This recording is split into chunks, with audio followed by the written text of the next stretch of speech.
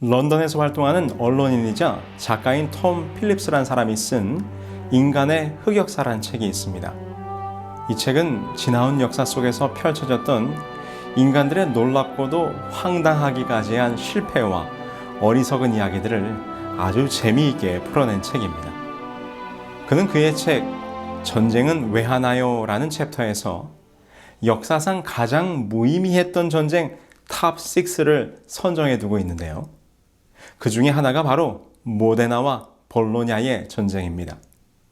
이 전쟁은 1325년에 벌어졌던 전쟁으로 이탈리아 지방에 있었던 모데나와 볼로냐라는 두 도시국가 사이에서 벌어졌던 전쟁이에요. 당시 이탈리아의 여러 도시들은 교황 지지파와 신성 로마 지지파로 나뉘어져 있었는데요. 모데냐는 신성 로마 제국을 지지했고 볼로냐는 교황을 지지하면서 관계가 좋지 않았습니다. 그러다가 드디어 이 두 도시 간의 커다란 전쟁이 시작되었습니다. 도시국가라고 해서 그 전쟁의 규모가 적었던 것도 아닙니다. 볼로냐는 2,000명의 기병과 3만 명의 보병을 이끌고 모데나를 공격합니다. 이에 비해 모데나는 좀 세력이 약해서 기병과 보병을 합한 수가 7,000명 정도였습니다. 그러나 도시국가 간의 전쟁치고는 꽤나 큰 규모의 싸움이 벌어진 것이지요. 드디어 결전의 시간, 1325년 11월 15일 비장한 각오를 한 볼로냐의 군사들과 모데나의 군사들이 맞닥뜨렸습니다. 그날의 전투는 상당히 치열해서 역사의 기록에 보면 2,000명이 넘는 전사자들이 발생했다고 합니다. 그렇다면 이 싸움은 무엇 때문에 시작되었을까요? 이 싸움의 발단이 되었던 이유는 바로 이것입니다. 이 사진 속에 있는 것이 무엇일까요? 네, 맞습니다. 우물에서 물을 깃는 물양동이입니다. 싸움이 시작된 사연은 이렇습니다. 어느 날 모데나의 군인들이 볼로냐의 성으로 몰래 잠입해 들어갔다가 도시 중앙에 있던 우물의 양동이를 훔쳐서 달아나게 됩니다. 그래서 볼로냐는 모데나를 향해서 훔쳐간 양동이를 당장 내놓으라고 요청하게 됩니다. 당연히 모데나는 이 요청을 거절했지요. 이에 자존심이 상한 볼로냐가 무려 3만 2천 명의 군사를 일으켜 싸움을 시작한 것입니다. 그런데 이 책에 보면 볼로냐는 모데나와의 싸움에서 패배합니다. 오히려 모데나의 군사들이 볼로냐 성안까지 쳐들어와 우물에 있던 양동이를 하나 더 훔쳐가게 되었다고 합니다. 그래서 이름하여 이 전쟁이 양동이 전쟁이라고 불리고 있습니다. 그리고 모데나군이 훔친 이 양동이는 아직까지 이렇게 모데나시의 시청에 보관되어지고 있다고 합니다. 양동이 전쟁.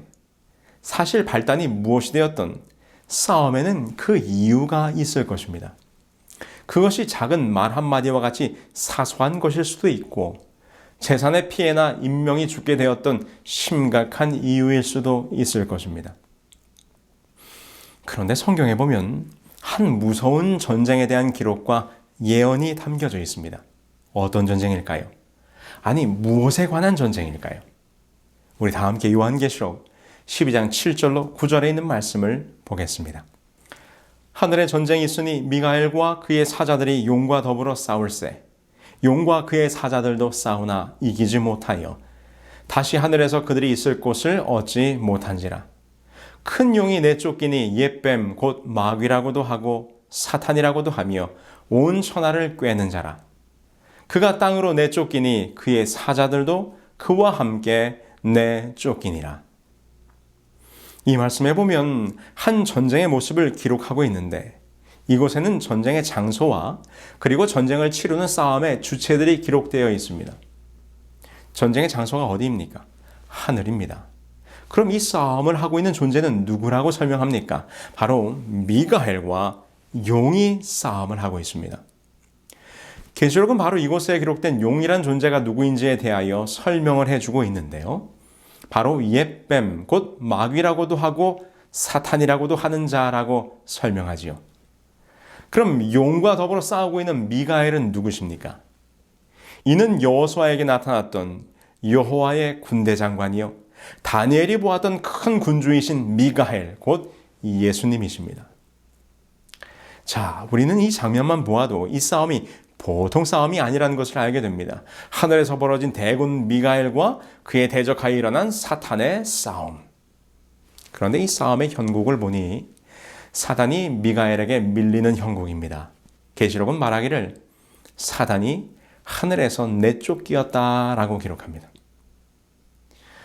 여러분, 하늘에서 벌어진 전쟁, 도대체 이 싸움은 무엇 때문에 시작된 것일까요? 왜 사단은 이 전쟁을 시작했고 그 전쟁의 결과 하늘에서 쫓겨나게 된 것일까요? 구약성경 이사야서에서 우리는 그 이유를 찾아볼 수 있습니다. 너 아침의 아들 계명성이여 어찌 그리 하늘에서 떨어졌으며 너 열국을 엎은 자여 어찌 그리 땅에 찍혔는고 내가 내 마음에 이르기를 내가 하늘에 올라 하나님의 뭇별 위에 내 자리를 높이리라. 내가 북극 지폐의 산 위에 앉으리라. 사실 사탄 곧 마귀는 하늘의 천사였습니다. 그의 이름은 계명성 곧 루시퍼로서 찬란하게 빛나는 자라는 멋진 이름을 가진 하늘의 존재였지요.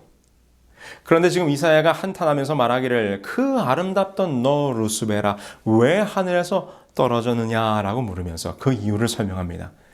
뭐라고 설명하고 있습니까? 내가 내 마음에 이르기를 내가 하늘에 올라 하늘의 뭇별 위에 내 자리를 높이리라. 그의 마음속에 기묘한 마음이 들기 시작했습니다. 내가 천사들의 장이요 내 모습이 이리 찬란한 존재인데 어찌 하나님만이 찬양과 경배를 받으시는가? 나도 내 자리를 높여 하나님의 자리까지 높아지리라. 루스벨의 마음속에 생겨난 이 악한 마음을 선지자 에스겔은 이렇게 표현했습니다. 내 모든 길에 완전하더니 마침내 내게서 불의가 드러났도다. 내가 아름다움으로 마음이 교만하였으며. 루스벨은 교만하여졌습니다. 자기 자신도 하나님께서 창조하신 피조물이었음에도 불구하고 하나님께 드려지는 찬양과 경배를 자신이 받고 싶은 마음이 생겼습니다. 그래서 하나님의 자리를 빼앗기 위한 반역을 저지르게 된 것이지요. 그러나 그의 시도는 실패로 돌아갑니다. 사탄은 패하였고 그는 이 땅으로 쫓겨나게 됩니다. 그래서 하늘에서 시작된 이 싸움이 장소를 옮겨 이 땅에서 제2의 국면을 맞이하게 됩니다. 계시록 12장 12절입니다. 그러므로 하늘과 그 가운데 거하는 자들은 즐거워하라. 그러나 땅과 바다는 화 있을진저 이는 마귀가 자기의 때가 얼마 남지 않은 줄을 알므로 크게 분내어 너희에게 내려갔음이라 하더라. 우리가 잘 알고 있듯이 이 땅으로 내려온 사탄은 인류의 조상인 아담과 하와를 유혹하여 자기 편으로 서게 하는데 성공합니다. 이때 사단이 사용한 미혹의 방법은 하늘에서 사용했던 것과 같은 것이었습니다. 창세기 3장 5절입니다. 너희가 그것을 먹는 날에는 너희 눈이 밝아져 하나님과 같이 되어 선악을 알 줄 하나님이 아심이라. 자기 스스로를 높여 하나님의 자리를 빼앗으려 했던 사탄이 똑같은 말로 인간들을 유혹했습니다. 너희도 하나님과 같이 될 수 있다는 거짓말이었습니다. 이 유혹과 거짓에 넘어간 결과 불행하게도 이 지구는 이 무서운 대쟁투의 소용돌이 속에 휘말리게 된 것입니다. 그래서 계시록에서는 말하기를 땅과 바다는 화 있을진저라고 한탄의 소리를 바라고 있는 것입니다. 이 세상에 죄악이 들어온 창세기 3장 이후부터 요한계시록 20장까지 이 땅에서 벌어지고 있는 미가엘과 사단 사이에 대쟁투의 역사가 기록되었고 예언되어 있는 것입니다. 그래서 우리는 지금 이 땅으로 옮겨진 사탄과의 이 대쟁투의 현장 속에서 살아가고 있는 것이지요. 그렇다면 오늘 우리는 이 전쟁에서 어떻게 해야 승리하고 구원을 얻을 수 있겠습니까? 저는 어린 시절을 강원도 시골에서 자랐습니다. 지금도 그 고향에 저의 부모님들이 살고 계십니다. 어린 시절을 시골에서 보낸다는 것이 얼마나 큰 축복인지 모릅니다. 여름이면 동네 앞 강가에 나가서 하루 종일 물놀이에 어항을 놓아 물고기를 잡고, 가을이면 타작이 다 끝난 볕단들이 쌓여있는 논바닥에서 이리저리 뒹굴며 놀다 보면 하루 해가 금방 지나갑니다. 특별히 겨울 시즌이 되면 동네 친구들과 한바탕 칼싸움 놀이가 펼쳐집니다. 그 나무의 정식 명칭은 모르겠지만 저희는 그것을 일본 가시나무라고 불렀는데 가지가 일자로 쭉 길게 자라기 때문에 그 나무 가지를 잘라 다듬고 손잡이에 멋지게 장식까지 만들어 놓으면 아주 근사한 나무 검으로 변신을 합니다. 그럼 이른 아침부터 동네 남자아이들이 저마다 자기가 만든 나무검을 허리춤에 하나씩 차고는 동네 골목에 나타납니다. 그리고는 모여든 아이들이 두 편으로 진영을 나누어 넓은 논바닥을 사이에 두고 갈라집니다. 그리고 동네에 서 있는 커다란 나무나 전봇대를 서로의 진지로 삼아 한바탕 전쟁을 치르게 되는 것이지요. 이기는 방법은 간단합니다. 상대방 진영으로 쳐들어가 지키고 있는 진지, 곧 나무나 전봇대를 칼로 때리면 진지를 빼앗게 되는 것이고 이는 곧 승리를 의미했습니다. 그러나 진지를 빼앗는 것이 그리 호락호락한 일이 아닙니다. 왜냐하면 치밀한 전투 계획을 세우기 때문이죠. 먼저 진지를 지킬 수비조와 상대의 진지를 빼앗을 공격조로 나누어 작전을 펼칩니다. 수비조는 절대로 진지를 빼앗기지 않기 위해 진지의 사방팔방을 둘러쌉니다. 그리고 공격조는 상대방 수비조의 주의를 분산시키기 위해 이곳저곳을 공격합니다. 비록 나무로 만든 검이긴 하지만 검과 검이 부딪히며 한바탕 칼싸움이 벌어지면 심장은 뛰고 호흡은 가빠지면서 마치 전장에서 목숨을 건 장수들처럼 아주 진지해집니다. 이때에 이 진지뺏기 싸움에서 이기는 방법은 상대 수비조를 교란하여 주의를 흐트린 다음 그 빈틈으로 노리고 들어가 진지를 칼로 내려치는 것입니다. 그래서 주로 사용하는 방법은 공격을 두 개조로 나누어 먼저 쳐들어간 1조가 수비를 흔들면 뒤이어 2조가 빠른 속도로 공격하는 것입니다. 이를 방어하기 위해서는 뒤이어 공격하게 되는 공격 2조가 언제 어디를 공격할지를 미리 간파해야만 했던 것이죠. 어릴 적 추억이지만 지금 생각해도 너무나 흥미진진했던 전쟁의 순간이었습니다. 여러분, 제가 왜 이 이야기를 해드리는가 하면 사단과의 싸움에서도 우리가 승리하려면 사단이 무엇 때문에 이 전쟁을 일으켰고 또 지금 이 전쟁을 이기기 위해서 어디를 공격할 것인지를 우리가 잘 알고 있어야 한다는 것입니다.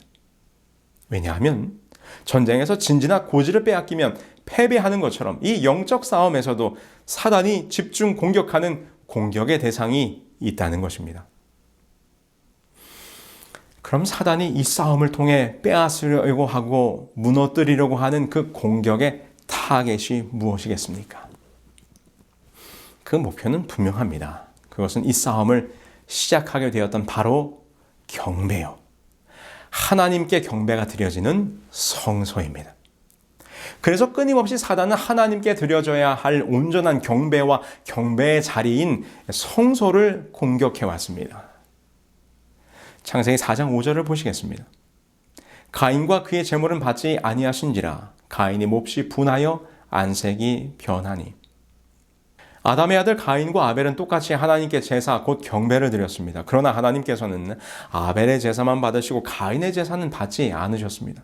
왜냐하면 아벨의 제사만이 하나님께서 원하신 올바른 제사, 참된 경배였기 때문입니다.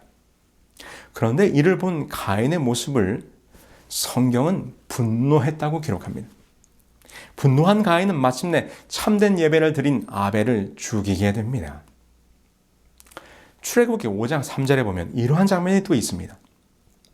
그들이 이르되 히브리인 하나님이 우리에게 나타나셨은즉 우리가 광야로 사흘길쯤 가서 우리 하나님 여호와께 제사를 드리려 하오니 가도록 허락하소서. 여호와께서 전염병이나 칼로 우리를 치실까 두려워하나이다. 이 장면은 모세가 바로에게 이스라엘 백성들을 풀어달라고 하는 요청을 하는 장면으로 모세의 요구는 이것이었습니다. 자신의 백성들로 하여금 광야에 나아가 하나님께 제사를 드리게 해달라는 것이었습니다. 이것은 하나님께 경배를 드리겠다는 말이죠. 그러나 이 말을 듣고 바로는 내가 어찌 너희의 노역을 쉬게 하겠느냐라고 호통을 치며 아주 분노합니다. 또 다른 장면입니다. 다니엘서 6장 13절입니다. 그들이 왕 앞에서 말하여 이르되 왕이여 사로잡혀 온 유다 자손 중에 다니엘이 왕과 왕의 도장이 찍힌 금령을 존중하지 아니하고 하루에 3번씩 기도하나이다. 이는 다니엘의 사자굴 사건으로 다니엘을 시기 질투했던 페르시아의 귀족들이 다른 그 어떤 것으로는 다니엘을 흠잡을 수 없게 되자 하나님께 기도하는 다니엘의 경배를 보면서 이를 빌미로 그를 사자굴에 던져 넣게 되는 장면입니다. 성경의 또 다른 장면을 하나 더 보겠습니다. 에스더 3장 5절로 6절입니다. 하만이 모르드게가 무릎을 꿇지도 아니하고 절하지도 아니함을 보고 매우 노하더니 그들이 모르드게의 민족을 하만에게 알림으로 하만이 모르드게만 죽이는 것이 부족하다고 생각하고 아하수에로의 온 나라에 있는 유대인 곧 모르드게의 민족을 다 멸하고자 하더라. 이 사건도 우리가 잘 아는 장면이죠. 페르시아 성 문지기로 일하던 모르드게, 그러나 그를 못마땅하게 여긴 하만이 그를 죽이고자 계략을 꾸미게 되는데 모르드게뿐만 아니라 모든 유대인들을 전멸시키고자 계획하게 됩니다. 그런데 그 이유가 무엇입니까? 모르드게가 자신에게 무릎을 꿇지도 절하지도 아니함을 보고 매우 분노하였다고 성경은 기록합니다. 이는 우상에게 절하지 아니하고 오직 여호와께만 경배하는 모르드게의 참된 경배의 모습이었던 것입니다. 여러분, 지금 구약에 기록된 이 장면들 속에서 무엇을 발견하셨습니까? 그렇습니다. 사탄은 하나님께 드리는 참된 경배와 그 예배를 보면 분노합니다. 화가 끓어오르는 것 같아요. 왜요? 이는 그 경배를 자신이 받고 싶어 하기 때문입니다. 사단은 그저 분노하는 것에서 그치지 않고 하나님을 참되게 경배하는 백성들과 그 성소를 허물고자 합니다. 그래서 가인은 분노하여 아벨을 죽인 것입니다. 사단은 애굽의 바로를 충동질하여 하나님의 백성들을 죽이고자 하였습니다. 이는 태어나는 남자아이를 다 죽여 그 백성의 대를 끊으려고 했던 모습에서 볼 수 있습니다. 그러나 하나님께서는 모세를 택하여 하나님을 참되게 경배하는 당신의 백성을 인도해 내십니다. 그러자 이번에는 바벨론을 일으켜 당신의 백성들과 성소를 공격합니다. 다니엘 1장 2절이지요. 주께서 유다 왕 여호야김과 하나님의 전 그릇 얼마를 그의 손에 넘기심에 그가 그것을 가지고 신할 땅 자기 신들의 신전에 가져다가 그 신들의 보물 창고에 두었더라.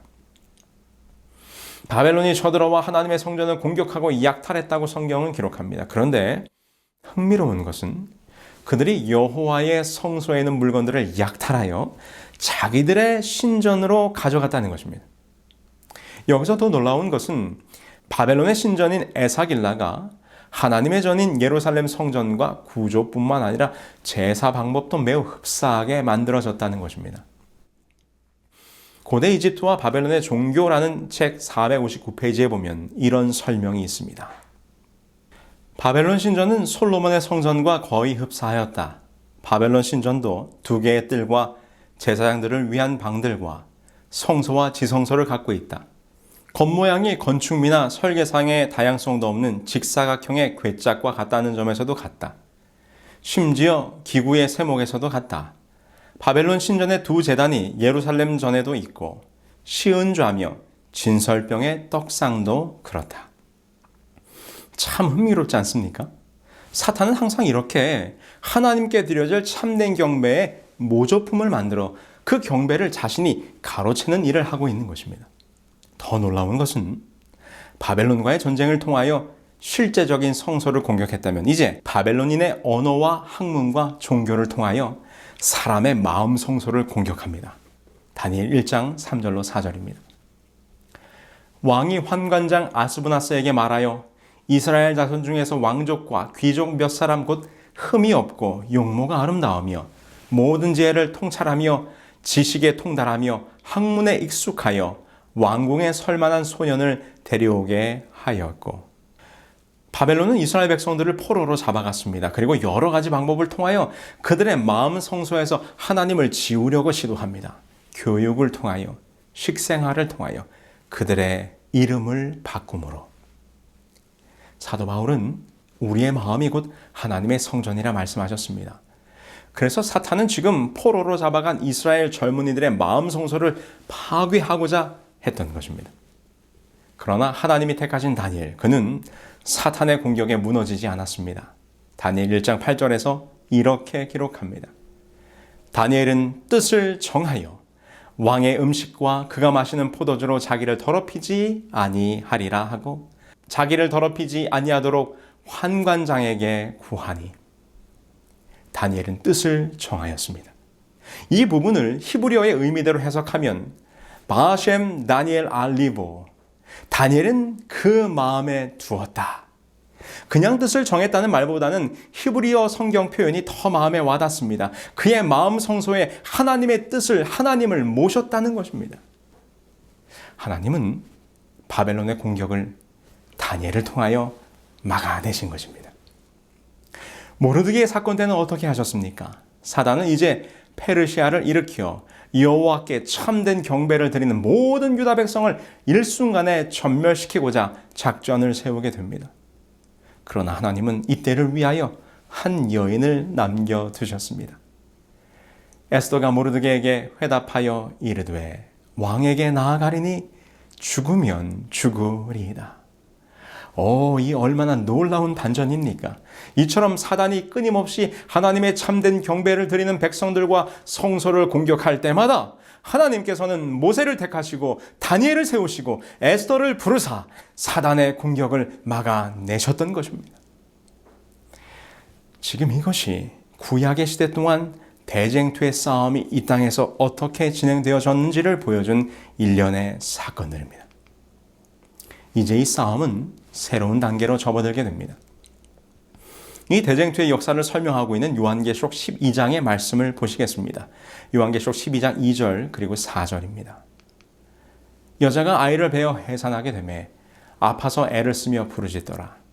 용이 해산하려는 여자 앞에서 그가 해산하면 그 아이를 삼키고자 하더니. 성경에서 여인은 하나님의 백성을 의미합니다. 그렇다면 이 여인이 해산하고자 하는 아이는 누구입니까? 그렇습니다. 창세기 3장 15절에 약속된 여자의 후손으로 태어나실 메시아 예수 그리스도이시지요. 사탄이 구약의 역사를 통하여 예언된 아이를 낳게 될 여인을 계속해서 공격했지만 하나님의 특별한 보호하심 속에 마침내 그 여인이 아이를 낳게 되었는데 이번에는 사단이 그 아이를 공격하려고 준비하고 있는 것입니다. 그런데 사도 요한은 예수님의 탄생을 이렇게 기록하고 있습니다. 말씀이 육신이 되어 우리 가운데 거하심에 우리가 그의 영광을 보니 아버지의 독생자의 영광이요 은혜와 진리가 충만하더라.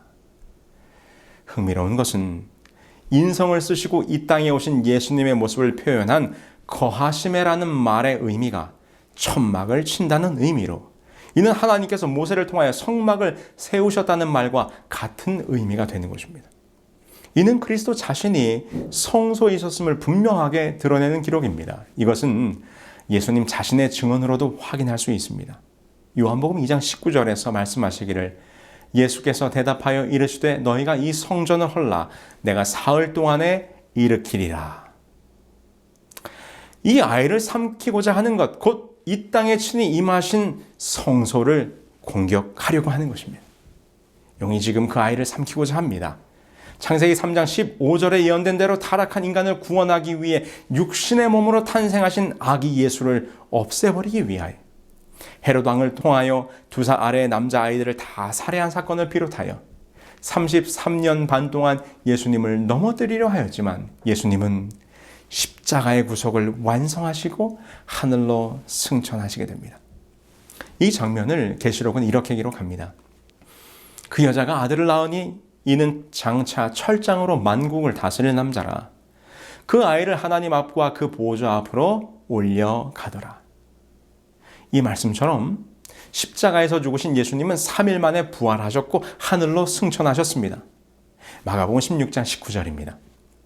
주 예수께서 말씀을 마치신 후 하늘로 올려지사 하나님 우편에 앉으시니라. 이 땅에 내려오신 예수님을 집어삼키고자 했던 사탄은 그의 계획이 어긋나게 되자 이번에는 그 아이를 낳았던 여자를 공격합니다. 용이 자기가 땅으로 내쫓긴 것을 보고 남자를 낳은 여자를 박해하는지라. 여자는 하나님의 백성 곧 교회를 상징하는 것으로, 이는 우리가 이미 다니엘서를 공부한 대로 작은 뿔이 등장하여 1260년 동안 성소를 허물고 진리를 땅에 던지는 일들을 통하여 진리와 참된 경배를 드리던 당신의 백성들을 종교재판으로 통하여 핍박하게 될 것을 예언한 말씀입니다.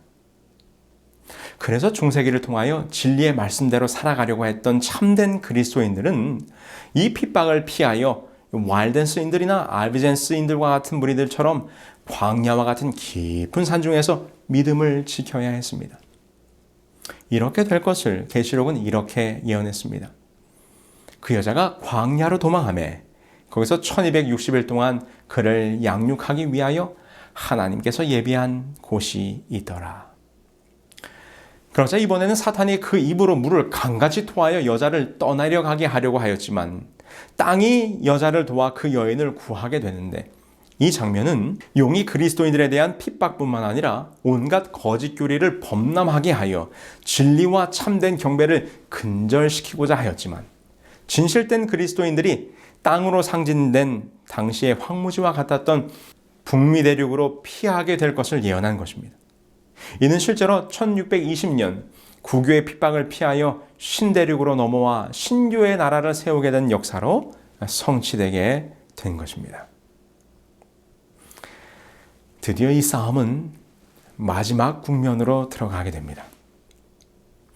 대쟁투의 역사가 예언되어 있는 요한계시록 12장의 마지막 절은 이렇게 예언합니다. 용이 여자에게 분노하여 돌아가서 그 여자의 남은 자손 곧 하나님의 계명을 지키며 예수의 증거를 가진 자들과 더불어 싸우려고 바다 모래 위에 서 있더라.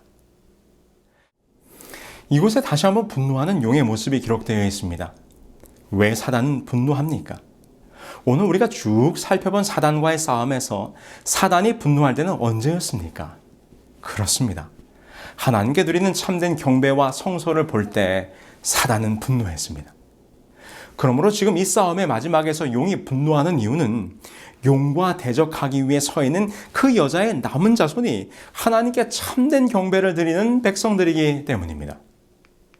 그런데 우리가 잘 살펴보아야 하는 것은 지금껏 사단은 여자를 공격했습니다. 핍박하고 강물로 쓸어버리려고 하기도 했었지요.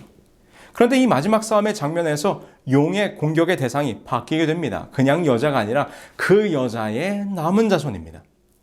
그럼 그 여자의 남은 자손은 누구입니까?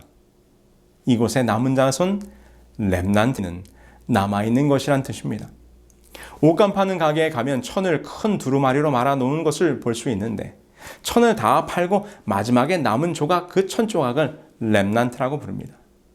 그러므로 렘난트, 남은 무리는 마지막에 남은 조그만 천 조각이지만 그것은 앞서 팔려나간 원래의 두루마리 천과 정확하게 같은 천입니다.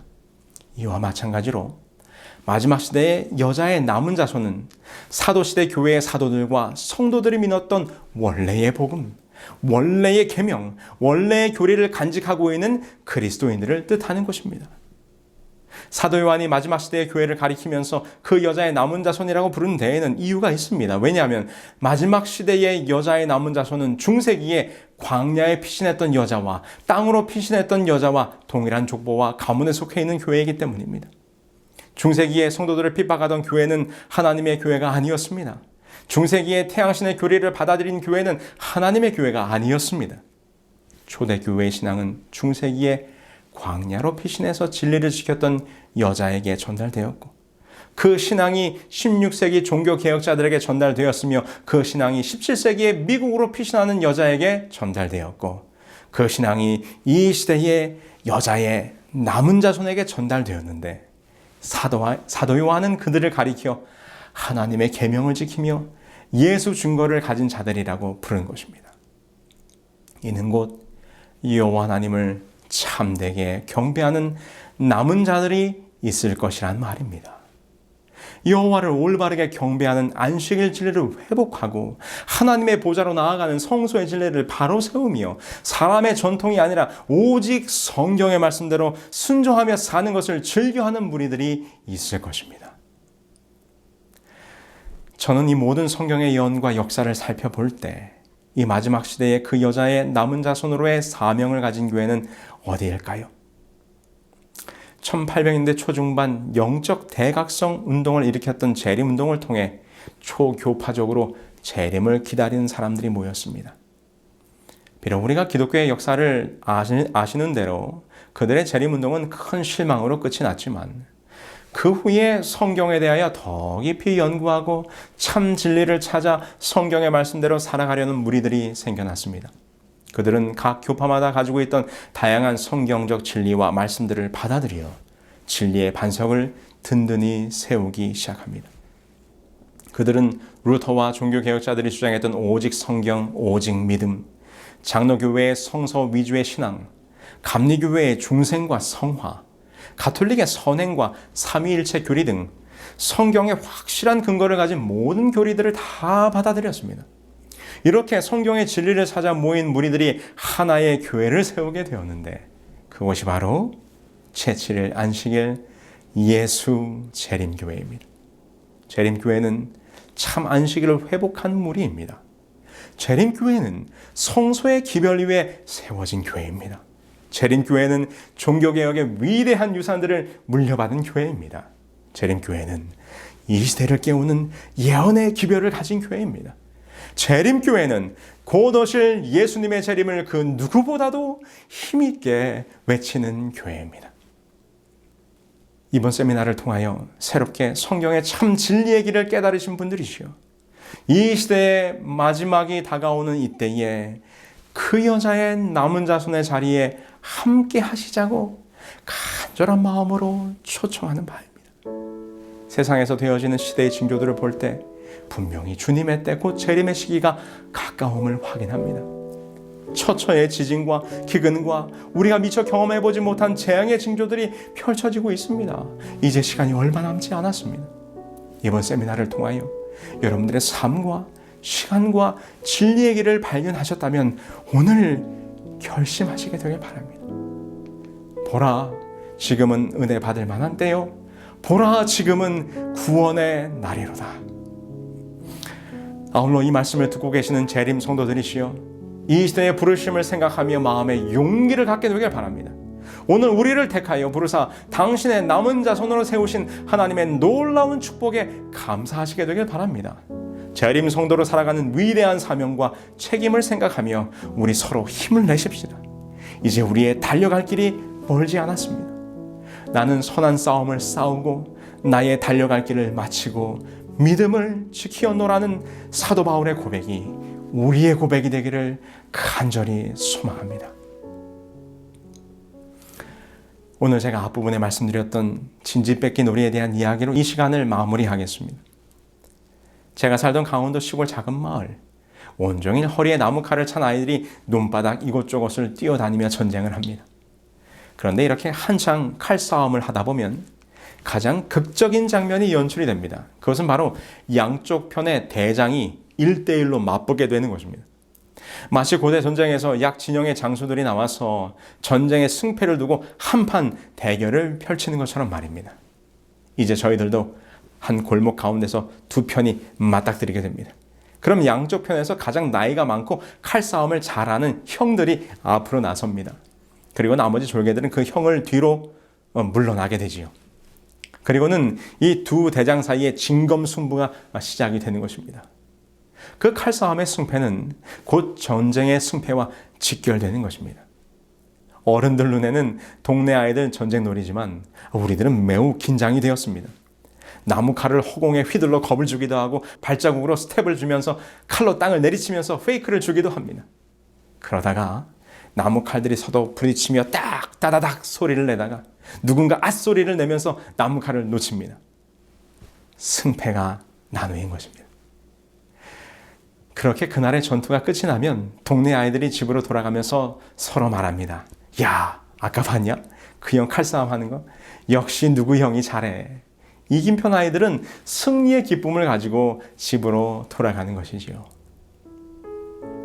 사랑하는 여러분들이시여, 세상이 혼란하며 놀랄만한 일들이 펼쳐지고 사단의 악한 영은 더욱 분노하여 우리를 공격할지라도 두려워 말고 겁내지 마시기 바랍니다. 우리 편에는 여호와의 군대 장관이신 미가엘이 함께 하십니다. 영광의 왕이 누구시냐?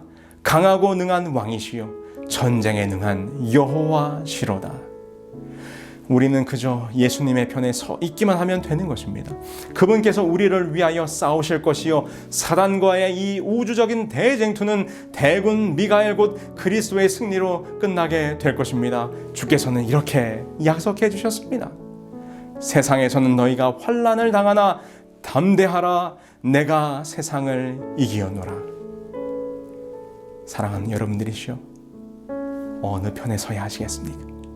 이미 이긴 전쟁, 그 승패가 결정된 이 대쟁투의 역사, 그 마지막에 절대로 지는 편이 아니라 반드시 승리하시는 하나님의 편, 그 여자의 남은 자손으로 서야 하지 않겠습니까? 오늘 여러분들에게 마음을 담아 초청합니다. 이 시대의 마지막에 가까웠습니다. 이 전쟁은 이제 막바지에 이르렀습니다. 이번 예언 세미나를 통하여 함께 하셨던 여러분들 모두가 참 진리의 교회, 그 여자 중에서도 하나님께서 택하신 남은 자손이 되기로 결심하시기를 간절히 소망합니다. 아울러 이 남은 교회의 일원으로 살아가고 계시는 성도들이시여, 이제 그 끝이 얼마 남지 않았습니다. 조금만 더 힘을 내시기 바랍니다. 지금 가족들이나 친구들 혹은 소그룹 멤버들과 함께 말씀을 같이 듣고 있으시다면 우리 그 형제 자매들의 손을 꽉 잡으시기 바랍니다. 그리고 서로에게 말씀해 주세요. 끝까지 힘을 냅시다.